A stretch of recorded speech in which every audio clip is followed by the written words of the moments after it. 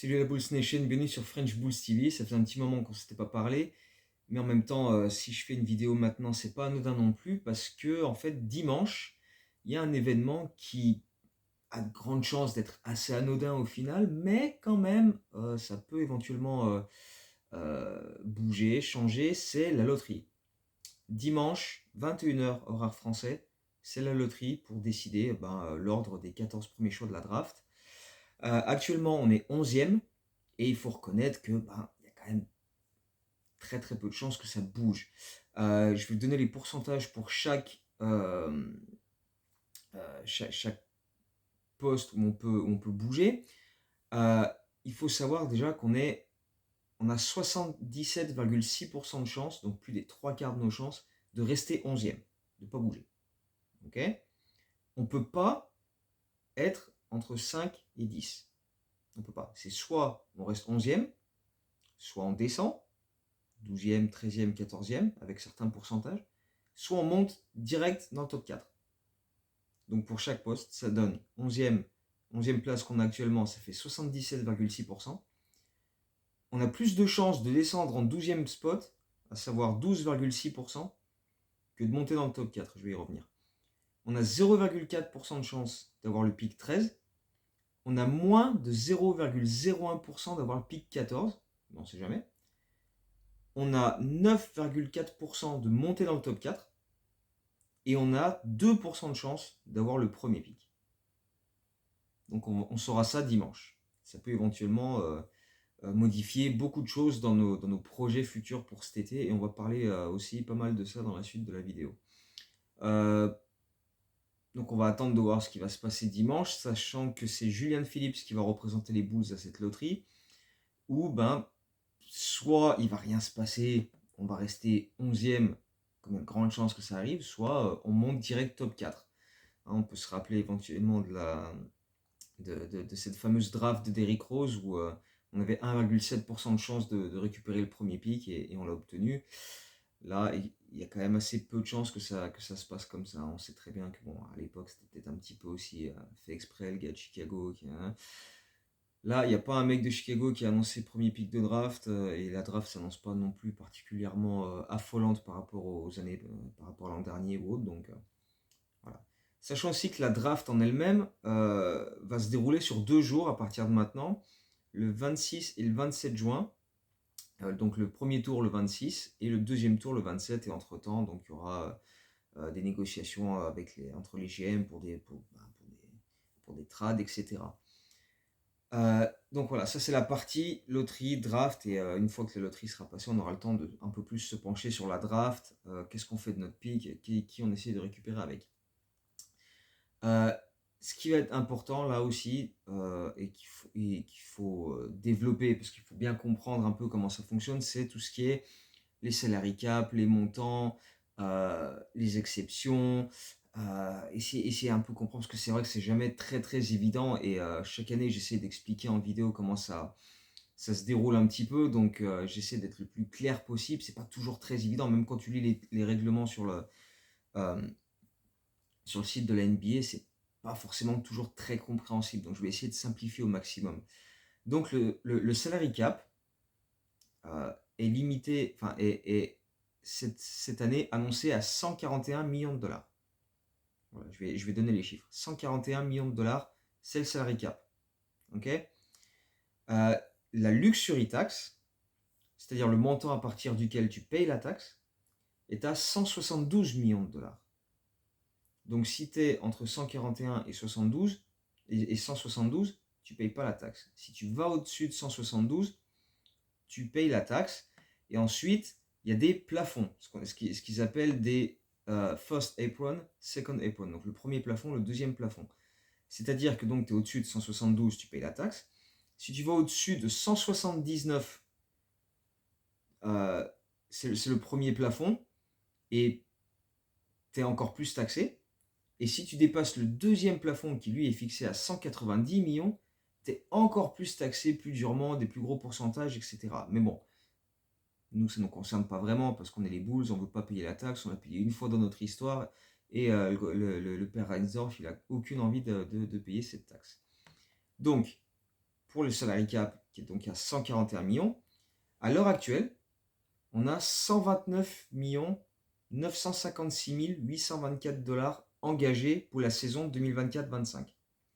Ça comprend 43 millions pour Zach LaVine, 21 395 000 pour Lonzo Ball, 20 millions pour Vooch, et ça comprend donc pas DeMar DeRozan qui arrive en fin de contrat fin juin, Patrick Williams qui arrive en fin de contrat fin juin, même s'il a une qualifying offer, on y reviendra. Et donc voilà, ces montants-là ne sont pas engagés. Donc, c'est là qu'on voit à quel point ça devient compliqué. Surtout quand tu vois les rumeurs qui disent que les Bulls veulent faire revenir DeMar DeRozan à 40 millions la saison. Bah, c'est simple. 129 millions actuellement, quasiment 130 millions d'engagés déjà en salaire. Si tu fais juste revenir DeRozan à 40 millions, tu es à 170 millions, donc tu es à 2 millions en dessous de la taxe. Et il faut encore faire revenir Patrick Williams. Donc, tu te retrouves dans la taxe. Pour la même équipe que l'an dernier. Donc, tu sais qu'elle va de nulle part. Donc, ça veut dire que tu ne peux même pas améliorer cette équipe. Tu ne peux pas faire... voilà, parce que les Bulls ne veulent pas payer la taxe de toute façon. Donc, tu es limité en termes de mouvement.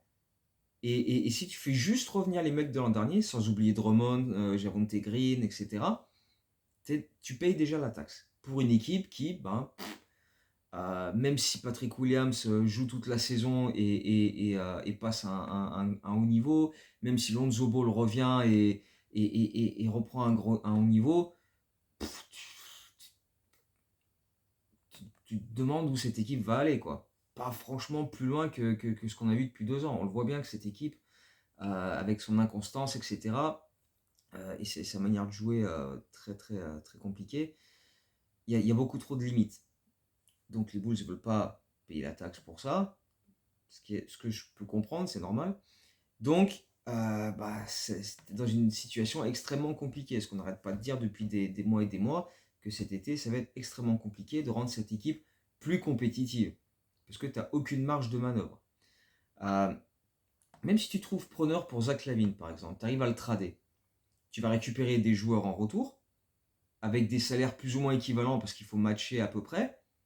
Donc peut-être que, si, par exemple, tu récupères 2 joueurs, tu l'envoies, je sais pas, mais disons, tu l'envoies à Sacramento, tu récupères Harrison Barnes et Hurter, qui vont peut-être à eux deux cumuler un peu moins des 43 millions que Zach LaVine a. Tu vas économiser un peu de millions, mais est-ce que tu vas vraiment améliorer ton équipe avec Harrison Barnes et Kevin Hurter? Est-ce que ça fit vraiment mieux? Ouais, je sais pas. Pareil, si tu trouves un deal pour Vucevic, tu vas récupérer qui va vraiment te faire passer un cap dans cette équipe? C'est quand même compliqué. Donc voilà, ça va être, comment on n'arrête pas de le dire, pour Karnišovas, ça va être un été extrêmement laborieux, sachant que lui a dit qu'il avait besoin de faire des changements, qu'il a enfin reconnu. Donc c'est pour ça que quand j'ai fait cette vidéo pour parler des déclats de Karnišovas après la saison, en disant on voit que ça va pas, il faut des changements, je fais ok, et ben montre-moi comment tu vas faire, parce que là, à moins d'arriver à... Enfin, honnêtement, je vois pas. Honnêtement, je vois pas, parce que même si tu arrives à trouver preneur pour Zach et ou pour Vooch, et que tu laisses partir Demar, t'améliores pas vraiment l'équipe. Enfin, je sais pas, ça me paraît extrêmement compliqué. Après, il y a aussi des exceptions, dont la biannual exception. Ça, c'est une qu'on a le droit d'utiliser qu'une fois tous les 2 ans, et la dernière fois qu'on s'en était servi, c'était pour Tristan Thompson. Super réussite. Mais désormais, on peut utiliser cette exception pour signer un free agent au-delà du minimum salarial pour un joueur. Cette exception, elle est cette année estimée à 4 715 000 dollars. C'est-à-dire que tu peux utiliser cette somme pour signer un joueur. Il y a la mid-level exception qui, elle, est plafonnée à 12 951 000 dollars. Et celle-ci, tu peux t'en servir pour signer plusieurs joueurs. Tu peux, comme on a fait pour Jevon Carter l'an dernier, on l'a signé en utilisant à peu près la moitié de cette exception. Le souci avec cette exception, mais bon, ça ne me concerne pas vraiment, mais c'est bien de l'expliquer quand même, c'est que si tu utilises plus de la moitié de ces 12 millions et quelques pour signer des joueurs, des free agents, ça te hard cap au premier plafond. Ça veut dire que tu n'as pas le droit de dépasser le premier plafond au-dessus de la taxe, qui est donc, comme on l'a dit, à 179 millions de dollars. Tu n'as pas le droit de mettre plus d'argent que ça. Même si tu avais un proprio qui arrive et qui dit je veux payer tel joueur autant, je veux signer tel gap ou tel montant, tu peux pas aller au-delà de 179. Nous, ça ne nous concerne pas parce que les Reinsdorf n'ont absolument pas envie de dépenser autant de toute façon. Donc voilà. Et il y a aussi évidemment le truc un peu, toujours un peu chiant, c'est les cap holds. C'est-à-dire que les joueurs qui viennent de finir un contrat chez toi et qui sont donc libres, tant qu'ils n'ont pas signé ailleurs, il y a une somme qui est engagée dans le calcul de ton salary cap.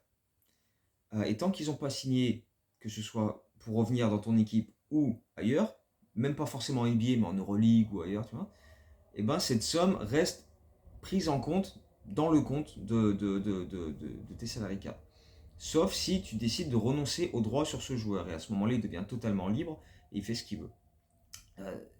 Les cap holds qu'on a cette année, ça inclut 42,9 millions pour DeMar DeRozan tout seul, 29,5 millions pour Patrick Williams, tu as encore Drummond, tu as Geronte Green, etc. Tu as les two-way qui sont en fin de contrat, les Drell, les B-Team, les Sanogo, tout ça. Pas B-Team, Drell, Sanogo et c'est qui le troisième? Et Andrew Funk. Bref, les cap holds cet été, pour nous, ils se montent à 91 millions de dollars. Donc c'est simple, tu as les salaires engagés qui sont à, comme on l'a dit, à 129, plus les cap holds, ça nous donne 221 millions de dollars. Si tu as le salary cap à 141, moins les 221 millions de dollars qui sont donc engagés plus ou moins, tu es à moins 80 millions. Donc ça c'est un chiffre qui va de toute façon bouger et diminuer, se rapprocher de zéro au fur et à mesure qu'on va signer des gars ou qui signent ailleurs.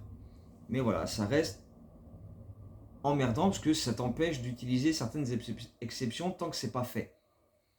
Tant que tu n'as pas réduit ces cap holds un minimum. Donc c'est compliqué. J'essaie vraiment d'expliquer le plus simplement possible hein, avec tous les chiffres, mais voilà, en gros, le principal à retenir, c'est que on a 130 millions de salaires déjà engagés pour l'an prochain. Le salary cap, il est à 141. La limite pour la taxe, c'est 172. Et si on est au-dessus de 172, on paye la taxe. Voilà. En gros, voilà. Très simplement, c'est ça. Mais encore une fois, juste faire revenir DeRozan et Patrick Williams, ça te met largement au-dessus des 172. Et donc derrière, c'est compliqué. D'autres dates à retenir pour le début de l'été, entre guillemets. Le 29 juin va être une journée assez animée pour les Bulls parce qu'on a pas mal de joueurs avec des options. Donc c'est la date limite pour les player options de Lonzo Ball, qui lui a déjà activé son option pour revenir l'an prochain. Hein. Tu m'étonnes, il n'allait pas lâcher ça. Hein. 21 395 000 dollars, il n'allait pas dire non dessus. Il y a la même chose pour Torrey Craig, qui se monte à 2 400 000 dollars. Donc s'il l'active, il revient l'an prochain pour ce montant-là. Il y a les qualifying offers pour plusieurs joueurs, qui sont Henry Drell, Adama Sanogo, no two-way, et surtout Patrick Williams, qui arrive à la fin de son contrat rookie. Cette qualifying offer pour nos deux two-way, elle se monte à 1 867 000 dollars chacun. Patrick Williams, c'est 12 973 527 dollars. C'est-à-dire qu'on peut activer son option, on a jusqu'au 29 juin pour ça, et à ce moment-là, ça le fait revenir l'an prochain pour cette somme-là, mais ça peut aussi permettre de le conserver en tant que free agent restreint, et négocier avec lui une prolongation ou un autre contrat cet été pour le faire revenir à genre 15-16 millions de dollars par saison à partir de l'année prochaine.